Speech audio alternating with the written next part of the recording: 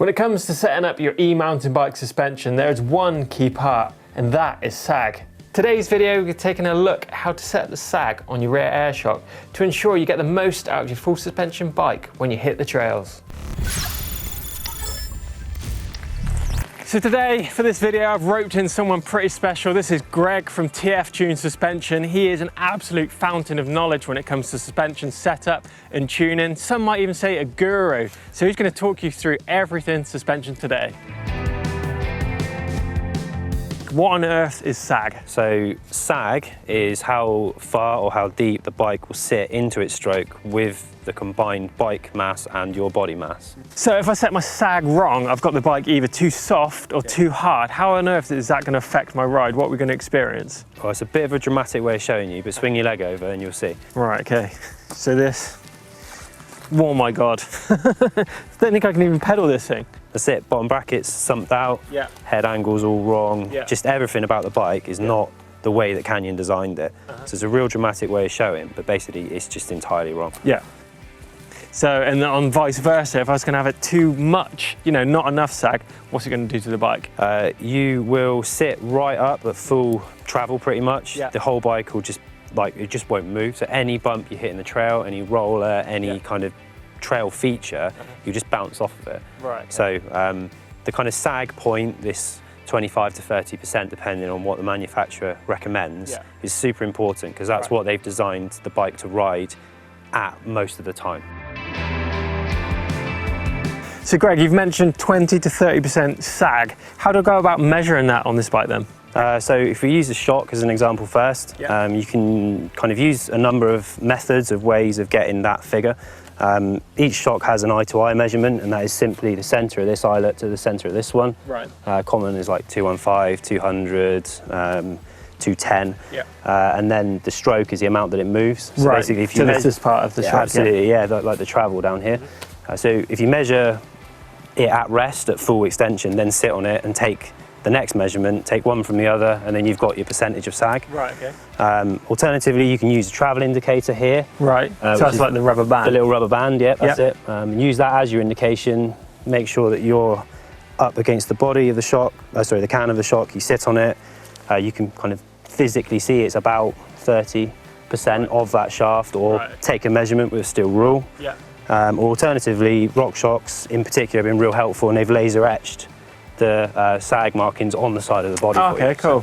So when I go to sit on the sag, am I bouncing up and down? What's your tips for setting it up? So you need to make sure the damper's open for a start. There's no good if it's in pedal platform or kind of locked out. Like that. Yeah, that's it. So that's definitely off. That's definitely open. Yep, you got it. So you need to then basically put yourself in an attack, or just your kind of get your weight on the bike kind of thing. You got it, It's really important just to sit on it nice and slow. Just sit on it nice and slow, so you get the travel indicator. Yeah. And what about kit? If I was riding, with a spare battery and stuff, do I need to add that to the equation? Bladders and spare batteries? Man, for sure. We quite regularly get people say that I am 83 kilos naked.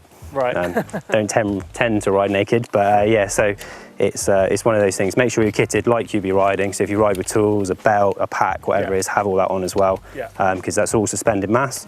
And you can see, we have to get a steel rule, actually measure it, but I mean, it looks visually around 30%. Yeah, it might be a little bit more than that, but we're there or thereabouts.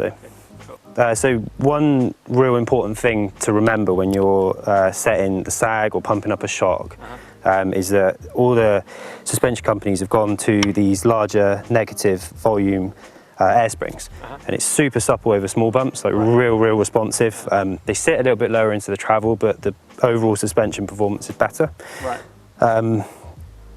I've pumped this up pretty much from flat, so it'll be sat real high in its travel. If I take my shock pump off, you need to balance the chambers to get a true reading. Right. So at the moment, it'll be sitting quite high, and you push it, and you can hear the two chambers kind of balance between this one and this one, and it equalizes. And then when you've done that, you put your shock pump back on and it will read lower. So you need to make sure that you're balancing the chambers as you're pumping it up. Right, otherwise you can get a false reading and maybe a false setup. For sure. So when I need to adjust the sag, what tools do I need and how on earth do I even connect that to the shock? So real simply, shock pump. Yep. The one I've got here has got a digital readout on it. And literally just down there where the air valve is, screw it on and you'll hear and actually see on the gauge it fill up. So you just need to screw that on till it's nice and tight till you get a reading on the pump, right? Not murder tight, not BMX tight, so you end up snapping the valve off because obviously that works out expensive. I can imagine. Yeah, it's just screw on. You'll hear it kind of fill the tube, hit the gauge if it's analog or digital like this, and see it. And what about this little button as well? What does that do? So that is if we were on the other end of the reading and the bike was far too stiff and you wanted to bleed the air out, that's just a bleed for that. So okay, so it lets the air down. Lets the air out. Nice. So there you have it. Setting up your sag on your suspension is definitely key to getting the most out of your e-mountain bike out on the trails. I want to say a big thanks to Greg for joining me for today's video. Don't forget, if you want to see more videos about suspension setup, then click down here. Give us a thumbs up if you enjoyed it, drop some comments in the box below, and don't forget to subscribe to EMBN.